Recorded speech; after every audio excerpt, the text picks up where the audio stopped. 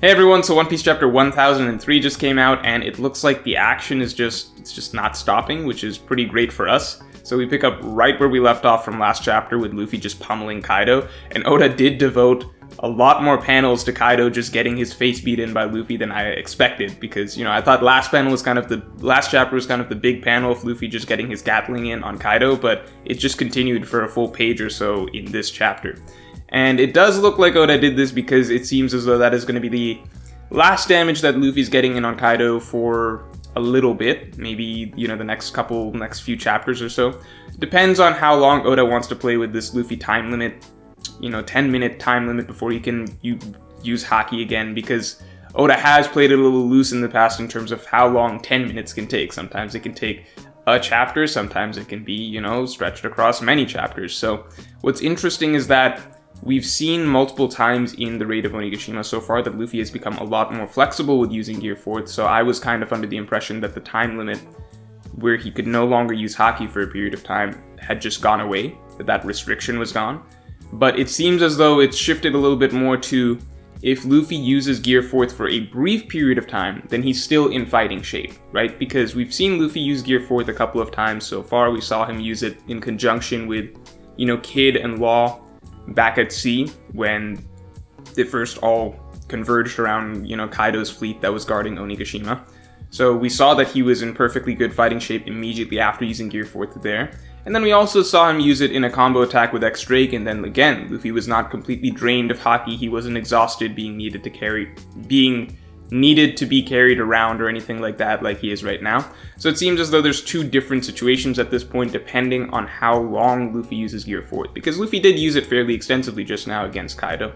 So what I would think is that compared to, for example, in Whole Cake Island, where in Whole Cake Island Luffy used Gear 4th for just one punch to get in against Big Mom and was immediately drained after that, and Sanji was needing to carry him.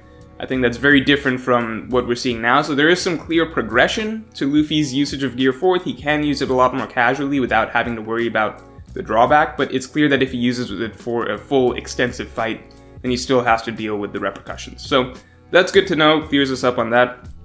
Beyond that, we had Kaido basically striking back. He switched over to wind attacks, which I was just thinking, Big Mom used lightning last chapter, but you use a little lightning because it seems like if you both use lightning, it's probably going to be very effective based on what we saw just a second ago. But it is cool to see Kaido exercise, the full range of his abilities. I'm actually really liking Kaido's moveset at this point. Zoro made a comment that it is like fighting a natural disaster, and that is just cool to see because that is what, at least from my understanding, that is what, in Eastern mythology, what dragons kind of represent. Maybe not represent, but they are able to, summon storms, do things like that. So it is cool to see that Kaido has such a vast array of abilities, and they're all so large scale, right? Before, I wasn't super impressed with his wind attacks, but this time he's summoning up full, tornadoes, whatever you want to call them, and he's still able to convert them into cutting wind attacks. So it is really interesting to see Kaido have such a wide and varied moveset, because when we first saw him in dragon form, I was like, okay, this is clearly pure physical power. And then we got a bit of, his fire attacks and such that he used against the Straw Hats from a distance when they were at Odin's castle way back in Act 1. So it was like, okay, so he's a dragon, he's big and strong, and he has fire attacks. But at this point, it's starting to feel like, okay, what can't he do? Can he create waves? Like, Big Mom has some ability to manipulate waves. Can Kaido do things like that? Can he, call down rain? There's just a lot of question marks as to what the full extent of his abilities is at this point. Although it does look like, at the moment, fire, lightning, and wind are his three main go-tos. So, interesting to see if his hybrid form unlocks anything else.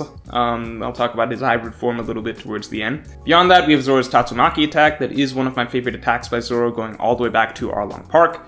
So it was cool to see it back in action here. I have always liked seeing Zoro's old school moves basically upgraded and enhanced and being busted out in the new world. So for example, the 1080-pound Phoenix, Tatsumaki, the upgraded version of that, was one of the first things we saw from Zoro back in Fishman Island. It's really cool to see it coming out here against Kaido of all people and actually getting in a significant cut on him. And that basically means that Kid is the last person out of this group of 5 to actually get some significant damage in on Kaido. So Zoro got that off his, that monkey off his back. So basically at this point, Luffy, Law, Killer, and Zoro have all gotten in their, individual attacks, cuts, punches, etc. on Kaido and dealt damage to him. So Kid still got to do that, but I'm sure something really big is planned for Kid, just around the corner. Zoro, Oda had been kind of we've had 2 chapters in a row now where it's like, okay, Zoro gonna cut Kaido, Zoro gonna cut Kaido, and now we finally got it.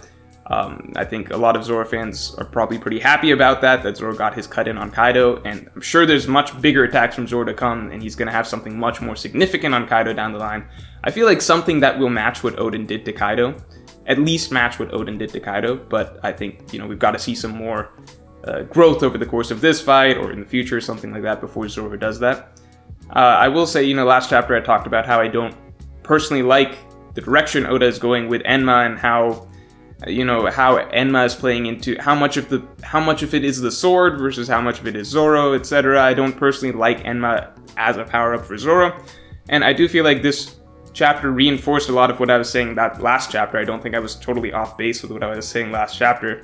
In this chapter, we do have quotes from Kaido saying that, it's Oden is the source of that strange haki coming from the sword. It doesn't feel as though this is all, that impressive for Zoro for me, because the implication to me is that if Zoro did not have Enma, if he had his 2 other swords, which are also really, really good, high-quality swords, he just doesn't have that skill to be able to cut Kaido. It does feel like he's just picked up a sword, granted, a sword that he has to be able to control, but he has picked up a just special sword with somebody else's haki in it, with, certain special effects and properties that just allow him to be able to cut Kaido. Granted, again, he has to control it, but that doesn't feel like Zoro had to grow as a swordsman necessarily. He didn't have to learn a new skill, essentially. He just had to be able to handle the haki coming out of Enma, essentially. So, I understand why that's very debatable, and, to what degree that means Zoro progressed as a swordsman, but to me that just feels a little different than any other time Zoro has picked up a special sword. So, again, I wonder how many more quotes we're going to keep getting like this, that it's, people hyping up Enma. This has never happened before with Zoro, where the hype is continually going towards the sword that he just picked up. He will comment on how good the sword he just picked up is, and how it's maybe giving him a new little edge in fights, but this feels very different if you look at the quotes between last chapter and this chapter. It really does feel like the intimidation factor here is the sword, the haki coming from the sword, Oden's haki, etc., rather than Zoro the swordsman himself. So let's see how this continues, how this progresses.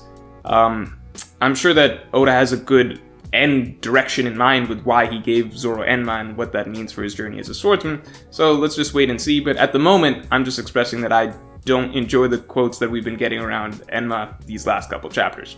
So beyond that, the main, bulk of the arc, I guess, was covered by the CP0 conversation. And I did like that. It does feel like basically taking a step back from everything that's been going on, because this has been a very chaotic, action on all sides sort of situation ever since we set foot on Onigashima. So this does feel like not exactly a breather, but kind of a, detached step back look at everything that's going on the island. It's not like we got, a full map of like this person's here, these are all the fights and everything like that are set up, but it did basically allow Oda kind of to sum up the situation, the stakes, the pressure that the Straw Hats are under, and what's being fought for here from a third-party observer, which is the CP0 group. And I do like that CP0 is around on this island because, they they report directly to the world government. I do wonder what is going to get out from here to the world government if the Marines are going to see an opportunity to come to Wano here, because CP0 is going to be reporting on this. It depends basically on the call that they decide to make.